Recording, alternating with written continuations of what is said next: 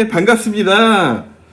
이렇게 5강 요엘 이야기에서 또 뵙게 돼서 참으로 큰 기쁨과 영광입니다. 지난 4강 동안 여러분 선지서를 연대기로 보고 있는데요. 어떠셨는지요? 저는 이 강의를 하면서 더 큰 은혜와 또 감격과 그런 감동들이 있는 것 같습니다. 여러분도 저와 동일한 성경의 이 선지서를 통해서 주시는 이 하나님의 마음과 뜻이 발견될 때마다 기뻐하시고 그 앞에 엎드리시고 눈물 흘리시고 새롭게 되시는 귀한 시간들, 특별히 하나님을 아는 지식이 점점 더 성장해 가시는 우리 모든 시청자 여러분, 우리 모든 성도님들 되셨으면 좋겠습니다. 우리 5강 요엘 이야기 들어가 보겠습니다. 자, 우리 연대기를 한 번 더 봐야겠죠. 요엘은 두 가지 설이 있습니다. BC 835년 혹은 BC 400년.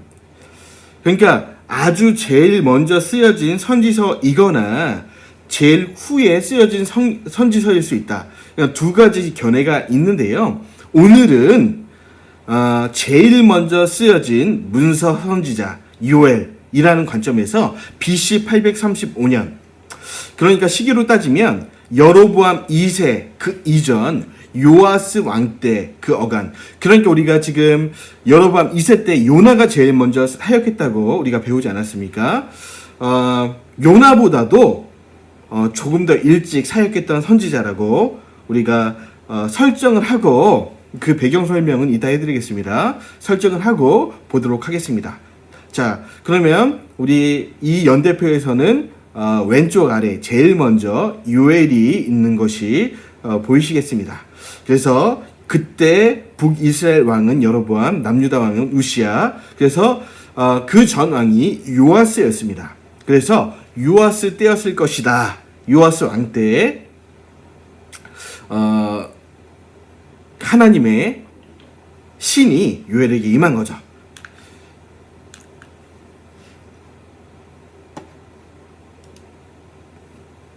네, 그래서 솔로몬 이후에 계속 보는 겁니다. 여로보암, 르호보암, 북왕국, 남왕국이 갈라지고요.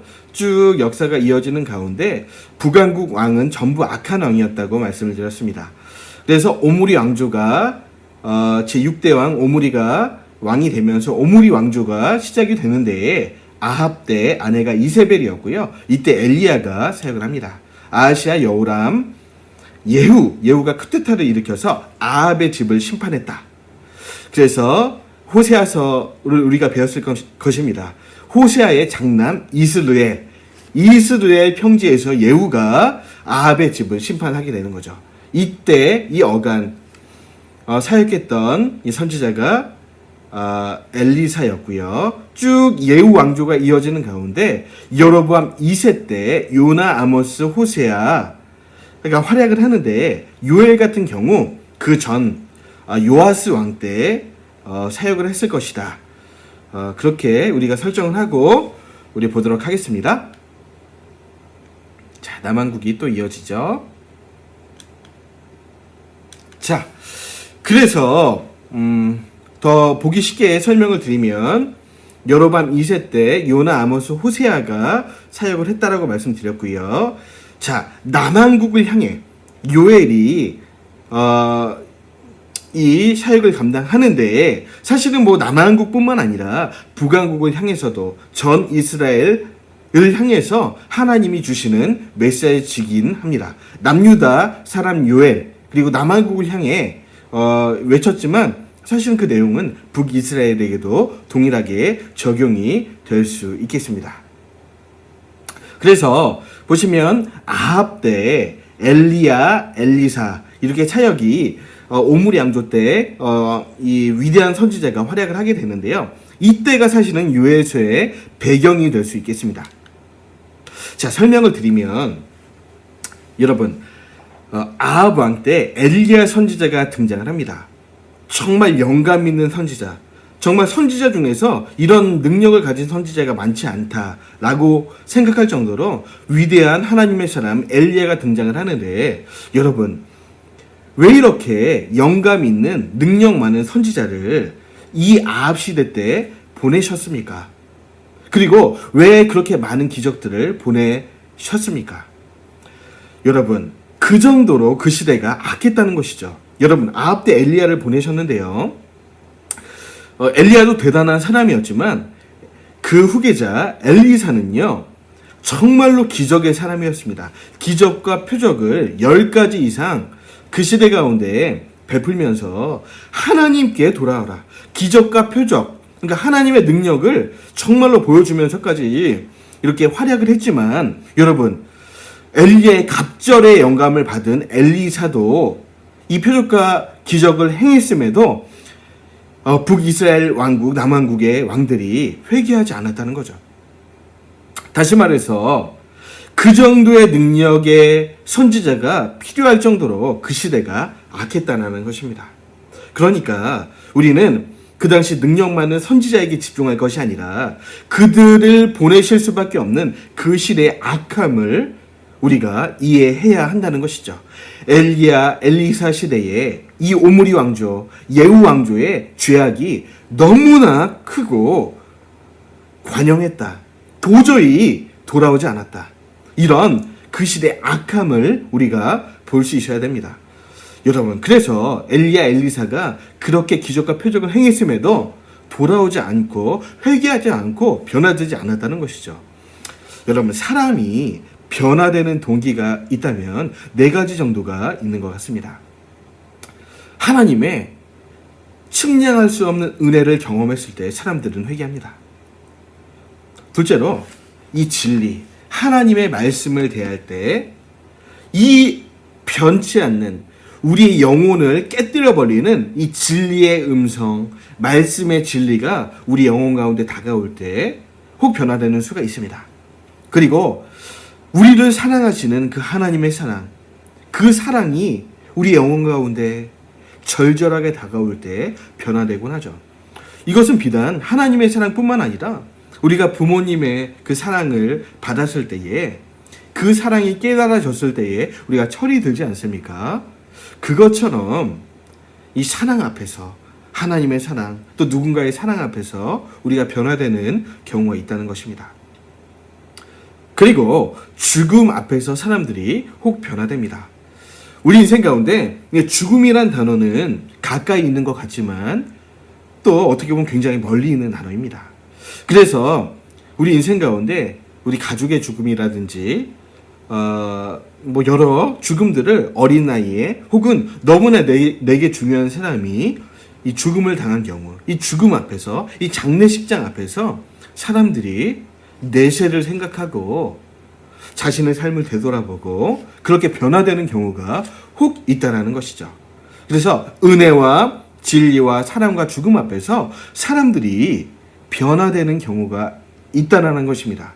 그런데 우리가 역사서를 쭉 보면 열왕기상, 열왕기하, 우리가 쭉 이어지는 이 역사의 이 한 중앙에서 깨닫는 건요, 사람은 역시나 기적이나 표적이나 협박으로는 변화되지 않는다는 것입니다. 여러분, 엘리야, 엘리사가 하나님의 능력 가운데 그렇게 열심히 표적과 기적을 행하면서 사역을 했지만 북이스라엘 왕조는 회개하지 않았습니다. 그 당시 백성은 회개하지 않았어요. 그렇기 때문에 사람이 변화된다는 것은 정말 쉬운 일이 아니다. 저도 지금 이 성경을 특별히 연대기로 이 선지서를 강의하고 있는데요. 저와 여러분이 변화될 수 있는 유일한 이 방법 중 하나는 이 성경 말씀의 진리가 우리 심장 가운데, 심정 가운데 꼽힐 때 우리가 진짜 회개하고 변화될 수 있다는 것입니다. 저도 마찬가지고 여러분도 마찬가지고 이 진리의 음성, 하나님의 뜻이 이 말씀 가운데 특별히 선지서를 통해서 울려 퍼지는 하나님의 음성이 우리의 심령 가운데 울릴 때에 이 변화의 은혜가 있으시는 저와 여러분 되었으면 좋겠습니다. 자, 요엘서는요, 특이한 점이 있습니다. 여러분, 이 선지자들의 이 예언에 이 패턴과 요지가 있습니다. 대개는 모든 선지자들의 이런 일들을 하는데요. 먼저는 죄를 책망합니다. 너희가 이런저런 죄를 너희의 삶 가운데 범하였다 라고 강력한 책망을 하게 된다는 것이죠. 오히려 하나님이 이 선지자를 통해 먼저 죄를 책망하십니다. 그리고 이 죄악된 삶에서 벗어나라고 권면하시는 것이죠. 그리고 위로하십니다. 그러나 하나님이 때가 되면 회개한 너희들을 위로하고 네 번째로 소망 가운데 다시 인도하실 것이다. 그래서 모든 예언자들의 예언의 이 패턴을 보면 먼저는 책망하고 또 권면하고 위로하고 소망하는 이 네 가지의 패턴과 요지로 진행이 되는데, 특별히 이 요엘서는요, 이 네 가지의 패턴이 없습니다. 죄에 대한 책망이 없다라는 것이죠. 그 이유는 이따 보도록 하겠습니다. 그리고 또 한 가지 책에서 책망이 또 없는데요. 나중에 보겠지만 스가랴서도 마찬가지로 이 죄에 대한 책망이 잘 보이지 않습니다. 또 왜 그런지는 그때 가서 설명을 해드리겠습니다. 이 두 가지 요엘, 스가랴 외에는 다 모든 선지자의 이 패턴과 요지가 책망하고 권면하고 위로하고 소망한다는 것이죠. 자, 그래서 요엘서는요, 최초의 문서 선지자다. 여러분, 선지자 중에 이 성경책을 쓰고 책으로 남긴 선지자가 이 성경 이 선지자가 있는 반면에 비문서 선지자도 있습니다. 엘리야, 엘리사는 위대한 선지자였지만 이 문서로 이 남기진 않았죠. 그 외에도 많은 비문서 선지자가 성경에 등장합니다. 그런데 이 기록된 선지자 중에서, 문서 선지자 중에서는 아마 요엘이 최초일 것이다 라고 우리가 한번 이해를 하고 그런 관점에서 우리가 보겠습니다. 자, 요엘서는요, 왜 책망이 없는가? 죄에 대한 징계를 이미 받았습니다. 이미 넘치도록 받은 사람들에게 죄책은 없이 권면과 위로와 소망의 미래를 보여주는 책이라는 것이죠. 그리고 두 번째로, 만물 질서의 파괴와 유지는 사람에게 달렸다. 그러니까 사람이 하나님 앞에 율례와 계명을 지키고 바르게 살면 이 자연도 복을 받고 아름답게 유지가 된다라는 부분도 이 요엘서를 통해 볼 수가 있겠습니다. 여러분, 왜 이런지 한번 설명을 드리겠습니다. 특별히 왜 죄에 대한 징계를 이미 받은 이들이라는 이 특이한 배경들 우리가 설명을 드리도록 하겠습니다. 자, 여러분, 메뚜기 재앙이라고 혹시 들어보셨습니까? 우리나라에는 아마 우리나라 역사 가운데 아마 없었던 것으로 이해가 되는데, 중동 지방이나 미국, 뭐 다른 많은 나라 중에서는 이 메뚜기 떼의 재앙이 굉장히 많지는 않아도 주기적으로 일어나는 것을 볼 수 있겠습니다. 이따가 또 영상도 보여드릴 텐데, 자, 엘리야 시대 때, 제가 이 요엘서의 배경이 엘리야, 엘리사 시대, 특별히 요아스 왕 때라고 설명을 드렸는데요. 엘리야 때 여러분 어떤 일이 있었습니까? 자, 엘리야 때 3년 6개월에, 한때, 두때, 반때, 3년 6개월에 기근이 있었습니다. 보통 기근이 아니고 하늘에서 비가 안 올 정도가 아니라 이런 메뚜기 떼도 몰려와서 이 지방에 있는 모든 초록색 식물들을 다 갉아먹는 그런 재앙이 임했다라는 것입니다. 풍재라고도 하죠. 자, 메뚜기뿐만 아니라 여러분 늑, 황충이 뭐 이따 보시겠지만 우리가 좀 이름도 생소한 그런 곤충들인데, 어쨌든 결론은 뭐냐면 모든 초록잎을 갉아먹고 순식간에 갉아먹고 이동하는 이 재앙이 임했다라는 것입니다. 하늘에선 비가 안 오고요, 열심히 기른 우리 곡식들을 메뚜기 떼, 이 곤충 떼가 삽시간에 와서 모든 기른 곡식들을 다 갉아먹고 이동한다는 것입니다. 여러분, 무시무시한 재앙이죠.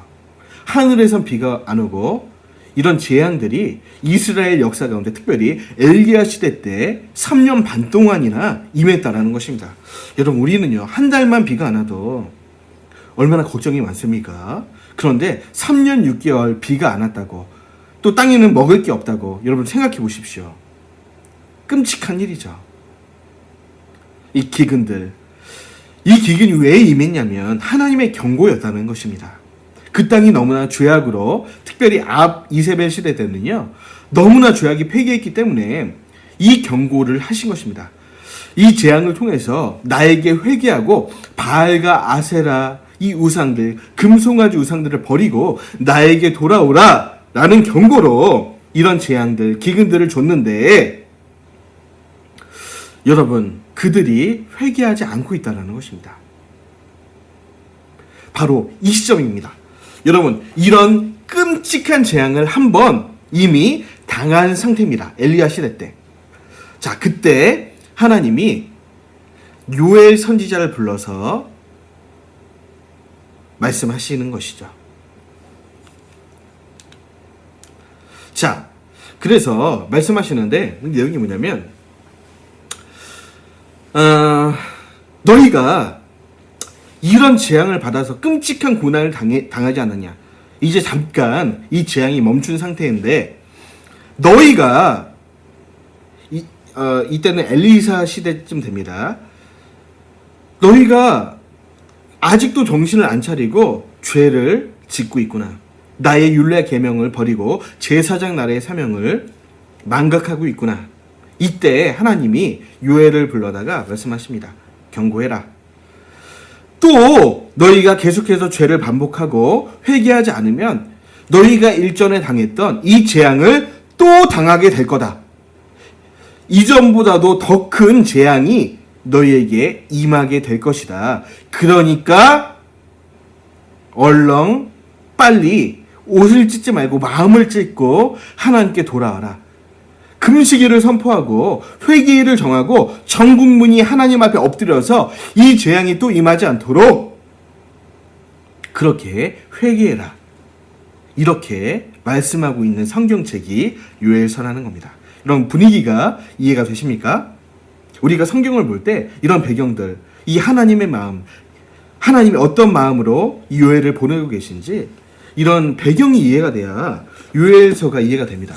여러분, 이 배경을 모르면 짧은 3장으로 된 이 짧은 요엘서가 너무나 어렵게 느껴지는 거죠. 여러분, 이런 내용이 담긴 책이 요엘서입니다. 그런데 이 요엘서의 또 재미있는 점은요, 성경 해석학적으로도 굉장히 공부해볼 만한 성경책이기도 합니다. 여러분, 자, 우리 한번 성경으로 들어가 볼까요?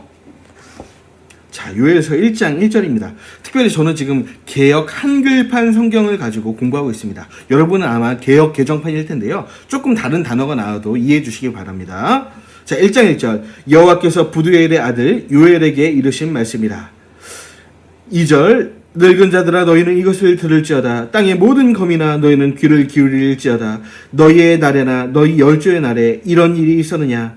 너희는 이 일을 너희 자녀에게 구하고 너희 자녀는 자기 자녀에게 구하고 그 자녀는 후시대에 구할 것이라. 자, 어떤 일이 있었는지 이 일들을 너희 자녀에게 알리라는 것이죠. 어떤 일이었냐면요. 4절. 팥정이가 남긴 것을 메뚜기가 먹고 메뚜기가 남긴 것을 늑이 먹고 늑이 남긴 것을 황충이 먹었도다. 여러분, 여기서 등장하는 팥종이, 메뚜기, 늑, 황충, 이 네 가지 이 곤충은 정확히 뭐 우리나라에 없는 곤충도 있는 것 같고요. 동일한 점은요, 초록색 이파리를 갉아먹는 곤충이라는 것입니다. 이런 재앙을 너희가 이미 당했다는 것이죠. 자, 보시죠. 그래서 5절. 물을 취하는 자들아, 너희는 깨어올지어다. 포도주를 마시는 자들아, 너희는 곡할지어다. 이는 단 포도주가 너희 입에서 끊어졌음이니. 왜 그러냐? 이 포도를 수확을 못했다는 것입니다. 이런 끔찍한 기근 또 이 풍제를 당하였기 때문이죠. 자, 6절 보시면 한 이족이 내 땅에 올라왔음이로다. 그들은 강하고 무수하며 그 이는 사자의 이 같고 그 어금니는 암사자의 어금니 같도다. 그들이 내 포도나무를 멸하며 내 무화과나무를 긁어 말갛게 벗겨서 버리니 그 모든 가지가 하얗게 되었도다. 어떤 일이 일어나고 있습니까 지금? 자, 한번 보시죠. 요엘서 1장 6절 다른 한 민족이 내 땅에 올라왔음이로다. 여러분, 다른 한 민족, 이것은 뭡니까? 아수르입니까? 바벨론입니까? 그 당시 있었던 모압입니까? 암몬입니까? 애굽입니까? 어떤 나라입니까? 자, 어떤 나라인지 한번 볼까요? 그들은 강하고 수가 많다. 오, 많은 것 같네요. 그 이빨은 사자의 이빨 같고.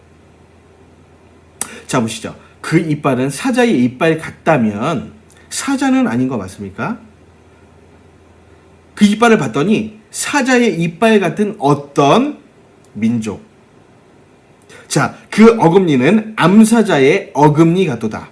자, 어금니가 암사자 같은데 여러분, 암사자의 어금니 같은 거면 암사자는 아닌 거죠. 비유되었다는 겁니다. 자, 그들이 내 포도나무를 멸하며 내 무화과나무를 긁어서 말갛게 벗겨서 버리니 그 모든 가지가 하얗게 되었도다. 그들이 한 일은 포도나무와 무화과나무를 긁어 먹어서 하얗게 되어버렸다는 거예요. 그러니까 무슨 얘기냐면, 설명드리면 여기서 비유된 다른 한 민족은 이 곤충 때, 메뚜기 때였다는 것입니다. 그러니까 말씀드렸죠. 엘리야 시대 때 끔찍한 자, 기근과 이런 풍지가 있어서 이 땅에는 먹을 것이 없고 하늘에선 비가 안 오는 그런 일이 너희에게 임하지 않았느냐. 한번 기억해 보라는 거예요. 후시대에 한번 전해 보라는 겁니다. 이런 끔찍한 재앙. 너희가 회개하지 않고 죄를 지음으로 이런 일이 너희에게 임했다라는 것입니다. 그래서 우리 한번 1장 12절을 보시죠. 포도나무가 시들었고 무화과나무가 말랐으며 석류나무와 대추나무와 사과나무와 및 밭의 모든 나무가 다 시들었으니 이러므로 인간의 희락이 말랐도다. 그래서 결론이 뭐냐? 이런 메뚜기 때가 와서 자, 모든 나무가 시들었으니 그 나무들이 열매를 통해 줬던 기쁨이 다 사라졌다는 것입니다. 그들이 배고프고 굶주리게 되었다는 거예요. 이런 일들이 과거에 있었다라는 것입니다. 여러분 이해가 되시나요? 그것이 요엘서 1장의 이야기입니다. 자, 그래서 이런 일이 과거에 있지 않았느냐 이런 얘기를 하고 있다는 것입니다. 그래서 우리가 볼 때, 성경을 볼 때 원관념과 비유관념을 우리가 확실히 이해해야 합니다. 여러분, 여기서 한 민족, 다른 민족이라 함은 이런 비유가 되었다는 것이죠. 정말 아수르, 바벨론 같은 민족을 뜻하는 것이 아니라 그런 민족과 같은 큰 군대가, 여러분 메뚜기 때 군대 같지 않습니까? 그것처럼 그들이 군대 같은 그들이 이 이스라엘 남유다 땅에 임했다라는 거예요.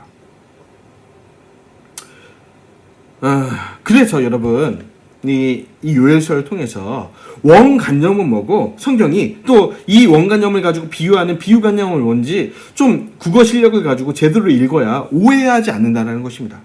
여러분 너무나 쉬운 이야기예요. 사실 요엘서는 그렇게 어려운 게 아니고 그러니까 이런 재앙을 당했다라는 건 너희가 이전에 보이시죠? 초록색 잎을 갉아먹습니다. 이따가 영상을 통해 보시면 더 쉽게 이해가 되실 겁니다. 끔찍한 재앙입니다. 수만 마리의 이 메뚜기가 1시간도 안 되는 시간에 온 논밭을 포위하고 다 갉아먹고 이동을 한다는 것이죠. 끔찍한 재앙입니다. 여러분 메뚜기 한 마리 한 마리가 그냥 이렇게 한 마리만 놓고 보면 귀엽고 그런데 때로 있으면 진짜 이렇게 징그럽고 무서운 것이죠. 그래서 전 세계의 메뚜기의 습격이 지금도 현재도 있습니다. 우리 한번 영상으로 한번 보시죠. 이상고온 속에서 참새만한 메뚜기 떼가 러시아 남부를 습격했습니다. 30년 만에 처음 있는 일인데요. 메뚜기 떼가 농작물을 닥치는 대로 먹어치우는 바람에 비상사태가 선포됐습니다. 김종욱 기자가 보도합니다. 벌판 위를 뒤덮은 채 날아다니는 건 메뚜기 떼입니다. 몸 길이 8cm의 메뚜기가 앉았던 자리는 옥수수와 줄기가 송두리째 사라졌습니다. 농부들은 드넓은 밭에 남아있는 게 거의 없을 정도라며 울상을 짓습니다. 농작물 피해 면적은 여의도의 2.5배. 러시아 농업부는 비상사태를 선포했지만 딱히 막을 방법이 없습니다. 수백만 마리가 한 지역을 휩쓴 뒤 빠른 속도로 이동해 따라잡기가 어렵기 때문입니다. Kalmykia, Astrakhan, Volgograd, Dagestan, there is no more food left for locusts there, so they have flown to a new source of food. They have wingspans of nearly 12 centimeters, like small sparrows. 이상고온으로 공중에서 뿌린 초강력 살충제 효과가 떨어지면서 메뚜기 떼가 더 기승을 부리고 있는 것으로 분석됩니다. 러시아 국영TV는 30년 만에 나타난 메뚜기 떼와 최근 홍수가 지구온난화와 관련이 있다고 전했습니다. YTN 김종욱입니다. 헐벅의 소설 대지나 구약 성경엔 무시무시한 메뚜기 떼의 습격이 등장하죠. 그런데 러시아에선 실제로 참새만한 메뚜기 떼가 날아와 비상사태가 선포됐다고 합니다. 이지은 기자입니다. 얼핏 새들이 날아가는 것 같지만 가까이에서 보니 메뚜기입니다. 몸 길이가 8cm, 날개를 쭉 펴면 12cm나 돼 몸집이 거의 참새만 합니다. 화가 난 주민들이 메뚜기들을 향해 신발을 던지고 빈 페트병을 치며 쫓아보지만 소용이 없습니다. 농장마다 습격을 당해 농작물들이 남아나질 않습니다. Видите, как она тяжело летит. Это уже наелась. Вот она, смотрите, какая она. Она больше воробья, вот так в размахе. 기이한 이 메뚜기 떼는 올여름 들어 러시아 남부를 계속 옮겨다니면서 피해를 확산시키고 있습니다. 피해 면적이 8제곱킬로미터로 여의도의 2배가 넘습니다. 공중에서 살충제를 뿌려도 농작물을 먹어치우는 족족 빠르게 이동해버려 잡을 길이 없습니다. 메뚜기 떼의 습격은 러시아에선 30여 년 만의 일인데 현지 언론들은 지구온난화로 생태계 균형이 깨진 게 원인이라고 보고 있습니다. JTBC 이지은입니다. 예, 잘 보셨죠? 이런 끔찍한 재앙이 이스라엘 가운데 임했다라는 것입니다. 자, 그래서 우리 한번 이스라엘 백성, 남유다 백성이 이렇게 하나님께 순종하지 않고 하나님의 언약을 저버리니까 이 자연이 몸살을 앓았다는 것입니다. 자연도 이 사람들을 거역했다는 것이죠. 자, 그런데 한번 보시죠. 2장을 봅니다. 2장 다 같이 읽습니다. 시온에서 나팔을 불며 나의 성산에서 호각을 불어 이 땅 거민으로 다 떨게 할지니 이는 여호와의 날이 이르게 됨이니라. 이제 임박하였으니 곧 어둡고 캄캄한 날이요 빽빽한 구름이 끼인 날이라. 새벽빛이 산 꼭대기에 덮인 것과 같으니 이는 많고 강한 백성이 이르렀음이라. 이 같은 것이 자국 이래로 없었고 이후 세세에 없으리로다. 자, 그러니까 여호와의 날이 또 이르게 된다라는 겁니다. 너희가 지금 과거에 이런 끔찍한 재앙을 당했는데 아직도 회개하지 않고 있구나. 그러니까 또 끔찍한 여호와의 날이 이제 임박하였는데 그때 당했던 이 메뚜기 떼가 하늘을 가리는 어둡고 캄캄한 날, 빽빽한 구름이 끼인 날, 그런 날이 또 다가온다는 것입니다. 자, 보시죠. 이 3절부터가 또 이제 이 메뚜기 떼를 비유하고 있는데요. 3절, 불이 그들의 앞을 사르며 불꽃이 그들의 뒤를 태우니 그 전의 땅은 에덴 동산 같았으나 그 후의 땅은 황무한 들 같으니 그들을 피한 자가 없도다. 자, 이들이 오기 전에는 에덴 동산과 같았던 이 풍성한 곳이 가득했던 농가 밭들이 이후에는 황무해진다는 거예요. 자, 4절 보시죠. 그 모양은 말 같고 그 달리는 것은 기병 같으며. 여러분, 그들의 모양을 보니까 말 같다라는 거예요. 여러분, 말 같으면 말입니까? 아닙니까? 말이 아니라 말 같아 보이는 메뚜기 떼라는 겁니다. 기병이 아니라 기병 같아 보이는 이 메뚜기 떼. 자, 5절. 그들의 산꼭대기에서 뛰는 소리가 병거 소리와도 같고 불꽃이 초계를 사르는 소리와도 같으며 강한 군사가 항우를 버리고 싸우는 것 같으니. 자, 강한 군사가 항우를 버리고 싸우는 것 같다. 그러니까 우리가 생각하는 아수르 바벨론 군대가 아니라 마치 그들의 군대처럼 항우를 버리고 싸우는 것 같은 말씀드렸죠. 원관념과 비유관념. 이 비유관념은 메뚜기 떼를 말씀하는 겁니다. 이해가 되시죠? 다시요. 원관념은 원래 이 비유가 뜻하는 이 대상은 메뚜기 떼인데 그들을 비유해 보니까 마치 강한 군대 같다라는 겁니다. 그들의 모양이. 여러분 이해가 되시죠? 자, 7절. 그들이 용사같이 달리며 무사같이 성을 더위 잡고 오르며 각기 자기의 길로 행하되 그 항우를 어기지 아니하며. 우리 한번 11절 보시죠. 여호와께서 그 군대 앞에서 소리를 발하시고 그 지는 심히 크고 그 명령을 행하시고 그 지는 심히 크고 그 명령을 행하는 자는 강하니 여호와의 날이 크고 심히 두렵도다. 당할 자가 누구이랴. 자, 보시죠. 여호와께서 군대 앞에서 소리를 발하신다. 여러분, 이 메뚜기 앞에서 소리를 발하면서 여호와의 날, 이 심판의 날에 온 유다와 이스라엘 땅 가운데 메뚜기 떼를 보내시겠다는 겁니다. 여러분, 그 군대를 주의하는 자는, 그 심판을 주의하는 자가 누구라는 겁니까? 여호와 하나님이 그 메뚜기 떼에 군대 장관이 돼서 너희를 심판하겠다는 거예요. 그러니까 12절 보시죠. 2장 12절. 요엘이 말합니다.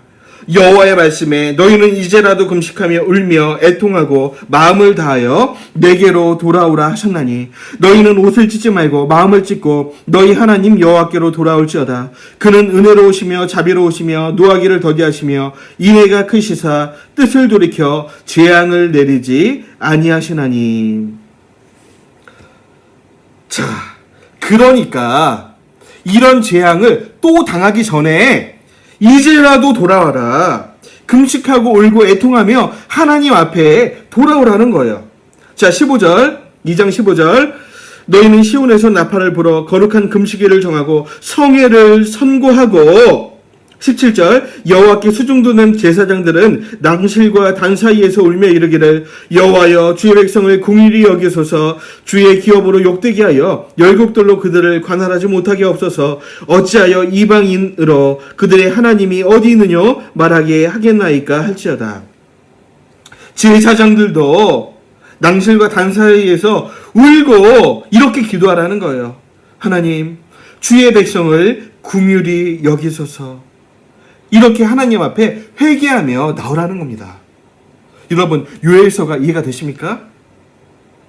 이 메시지가 요엘이 행한 말씀하는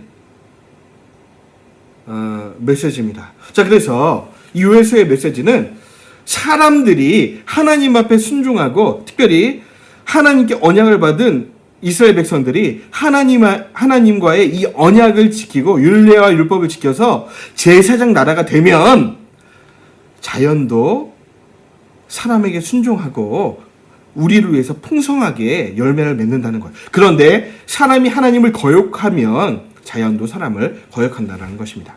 이런 메시지가 담겨 있는 것이죠. 자, 그런데 문제는 뭐냐? 여러분, 제가 서두에 성경 해석학적으로 참으로 좋은 참고서가 되는 성경이다 말씀드렸는데, 지금도 많은 사람들이 성경을 이런 식으로 읽지 않고 오늘 이 위대한 신학자 제롬이 오해한 것처럼 이 성경을 보는 사람들이 너무너무 많다라는 것입니다. 여러분, 이 제롬이라는 신학자는요, 너무나 위대한 신학자죠.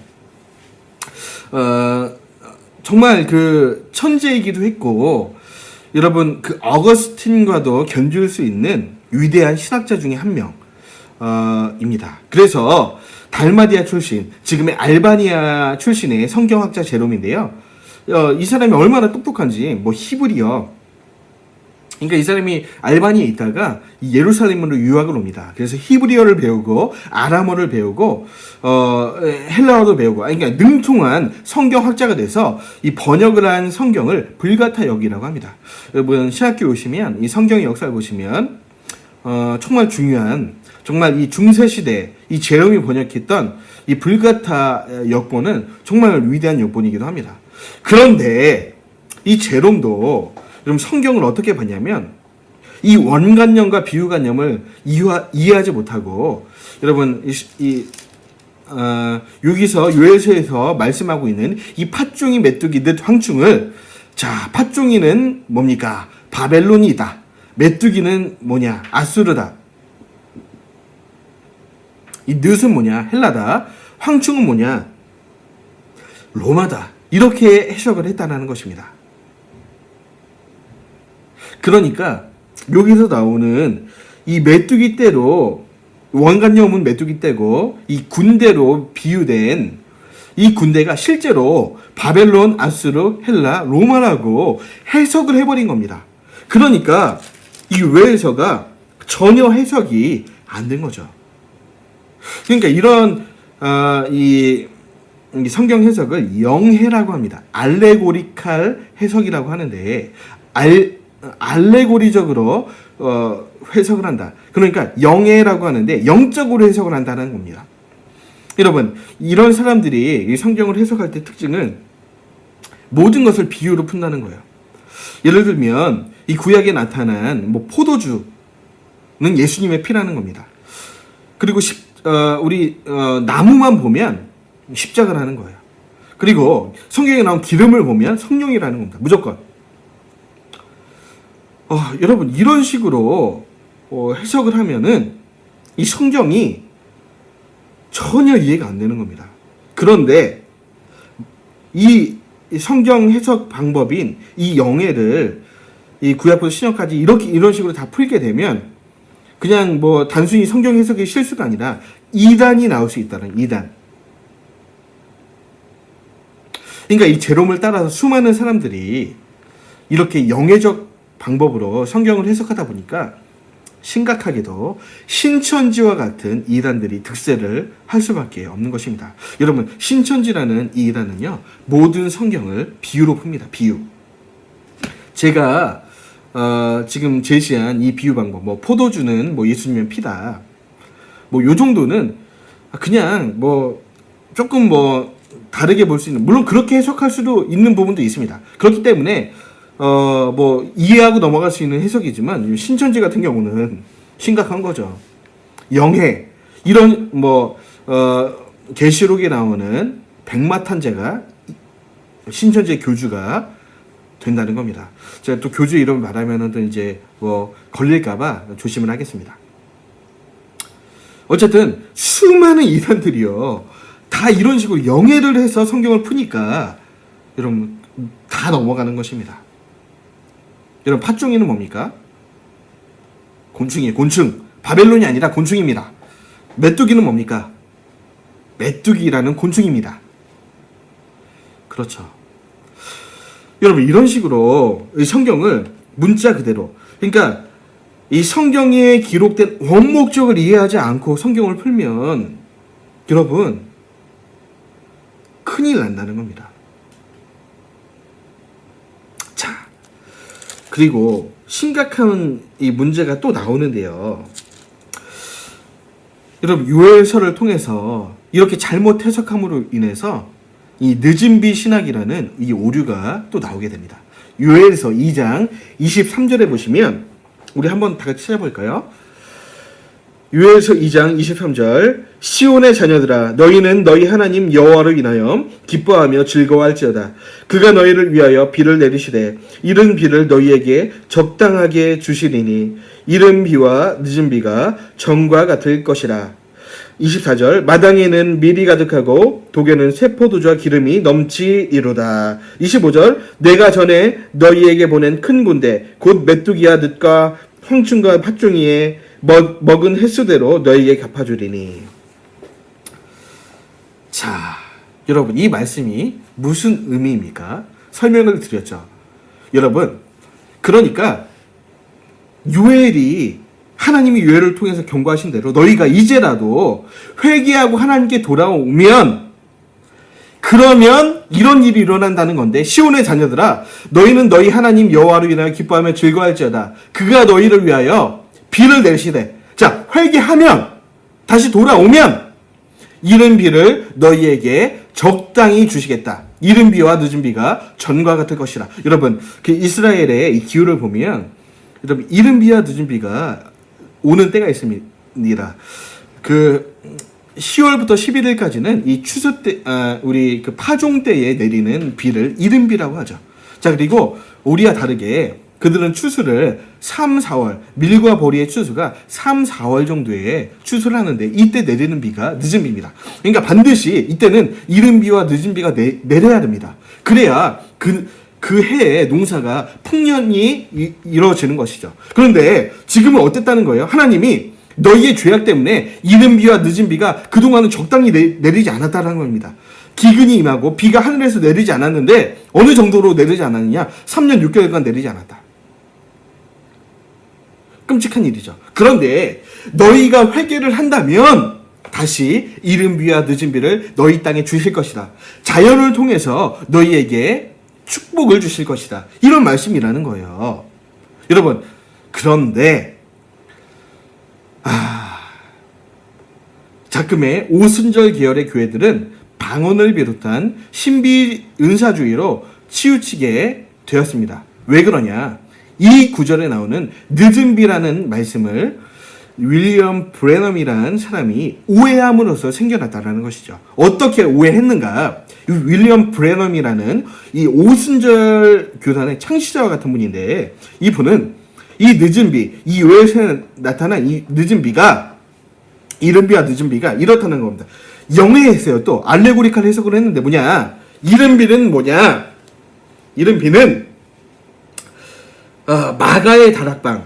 자, 사도행전 2장에 나오는 이 마가의 다락방에서 임했던 오순절 성령 강림이 이른 비라는 거예요. 그때 내렸던 성령 강림의 비가 이른 비다. 그리고 늦은 비가 있는데 이 늦은 비는 인류 마지막 때 예수님 오시기 직전에 늦은 비가 내리는데 이 늦은 비는 마지막 때 성령을 부어주셔서 모든 교회가 성령 충만을 받고 이 성령의 은사를 받게 되는 이 말세에 내리는 성령의 비라는 거예요. 그래서 이 늦은 비를 사모하고 그렇게 이 늦은 비를 사모하자 이런 얘기입니다. 그런데요, 물론 여러분 성령님이 임해서 우리가 분기되는 건 뭐 좋습니다. 좋은데 뭐 종말론에서 보겠지만 마지막 때 이 성령의 충만, 성령이 내리는 뭐 은사주의가 말하는 그런 성령의 충만한 내용은 성경 어디에도 없습니다. 말세가 될수록 이 시대는 어두워질 거예요. 전도가 되지 않는 때가 올 겁니다. 인자가 올 때에 이 땅에서 믿음을 보겠느냐? 여러분 그렇게 어두운 시대가 옵니다. 그런데 뭐 그거는 뭐 지금 강의할 내용은 아니지만 어쨌든 이 말씀 그런 말씀이 아니라는 겁니다. 자, 성경에 나타난 늦은 비는 문자 그대로의 늦은 비라는 거예요. 이해가 되시죠? 그래서 여러분 늦은 비라는 단어가 성경에 7번 나오는데 여러분 쭉 한번 읽어보시죠. 여기서 등장한 다 늦은 비는 말씀 그대로 문자 그대로 늦은 비입니다. 늦은 비. 추수 때 주시는 하늘에서 내리는 비입니다. 보이시나요? 비입니다. 비. 땅에 내리는 비. 말세에 내리는 성령의 뭐 은사 이런 거 아닙니다. 그냥 비예요. 비. 자, 그랬다는 것이죠. 그러니까 성경 해석학적으로도 정말 우리가 성경을 어떻게 봐야 되는지 정말 이 중요한 바로미터가 되는 그런 성경책 요엘서가 되겠습니다. 자, 몇 가지만 더 보죠. 요엘서는 참 할 내용이 많아서 1시간을 채울 수도 있을 것 같습니다. 자, 그리고 또 우리 강의안을 보시면 또 이 요엘서를 통해서 잘못된 신앙이 나왔는데 여러분 요엘의 군대 운동이라는 운동이 여러분 한때 우리나라 이 교계를 휩쓸었습니다. 우리는 요엘의 군대다. 자, 요엘서 2장 1절부터 11절에 나오는, 특별히 11절에 나오는 여호와께서 그 군대 앞에 소리를 발하시고 그 지는 심히 크고 그 명령을 행하시는 자는 강하니 여호와의 날이 크고 심히 두렵도다. 당할 자가 누구이랴. 이 말씀을 가지고 여러분 늦은비 신학이 나왔는데요. 죄송합니다. 요엘의 군대 운동이 이러고 나왔는데 우리가 이런 군대가 되자는 거예요. 여호와께서 앞장서시는 강한 군대가 돼서 성령의 군대가 돼서 온 열방을 선교하는 그런 군대가 되자. 뭐 좋은 의미죠. 우리가 그렇게 해야죠.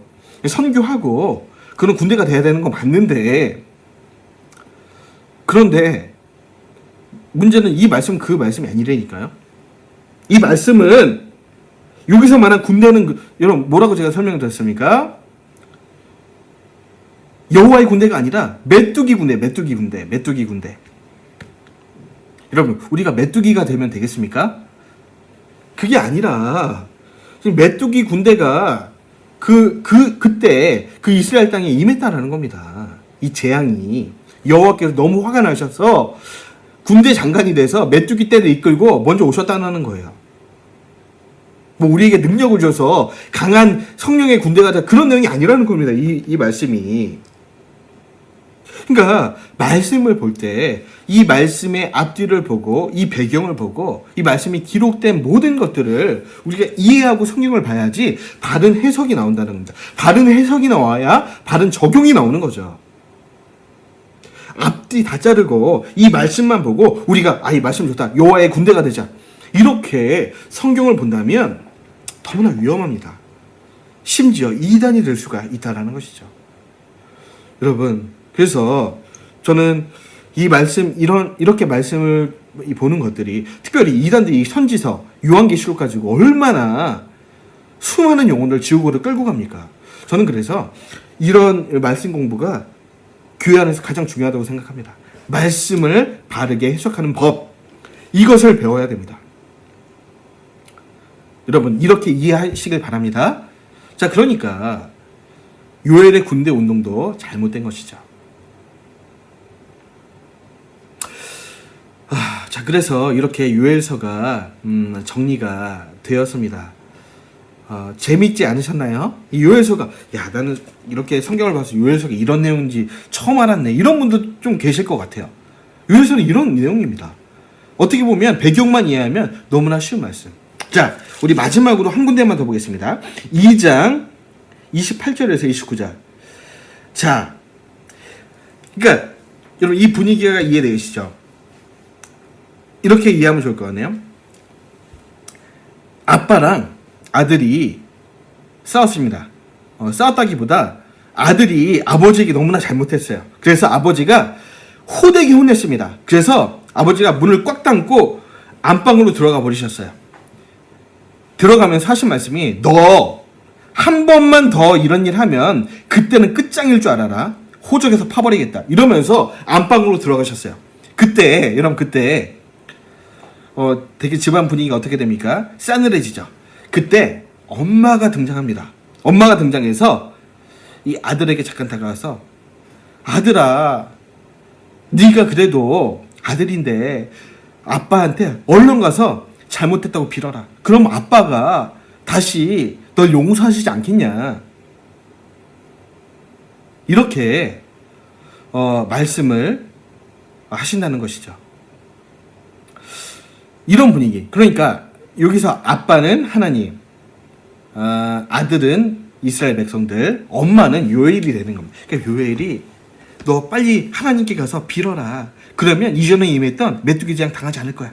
이렇게 권면하고, 또 지금 읽은 말씀, 소망을 주고 위로를 주는데, 자, 만약 너희가 이 권면을 듣고 회개하고 하나님 앞에 돌아오면, 자, 2장 28절, 그 후에 내가 내 신을 만민에게 부어주리니 너희 자녀들이 장래일을 말할 것이며 너희 늙은이는 꿈을 꾸며 너희 젊은이는 이상을 볼 것이며.